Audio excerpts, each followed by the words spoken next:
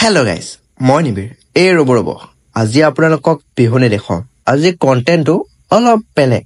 আজি দেউতা আৰু মই ওলালো অৰুণাচললৈ বুলি। আগৰ বিহু ব্লগ কেইটাত আমাৰ বিহু দেখুৱাই নহ'ল নহয়। একো নাই, সৰু সৰু ক্লিপবোৰ মোৰ ইনষ্টাগ্ৰাম আৰু ইউটিউবত পাই যাব। বাকী এতিয়া আমি আছো অসম আৰু অৰুণাচলৰ মাজত।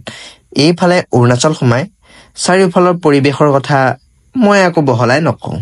অৰুণাচল অহাৰ মেইন কাৰণটো দাদাক ঘৰলৈ নিবলৈ আহিছো। মানে অৰুণাচল নেৰেষ্টত দাদাই পষ্ট গ্ৰেজুৱেশ্যন কৰি আছিল, যি আজি সমাপ্ত কৰিলে। এই হোষ্টেলতে দাদা থাকি লৈছিল। বাকী বস্তু পাতি লৈ আমি ঘৰলৈ ওলালো।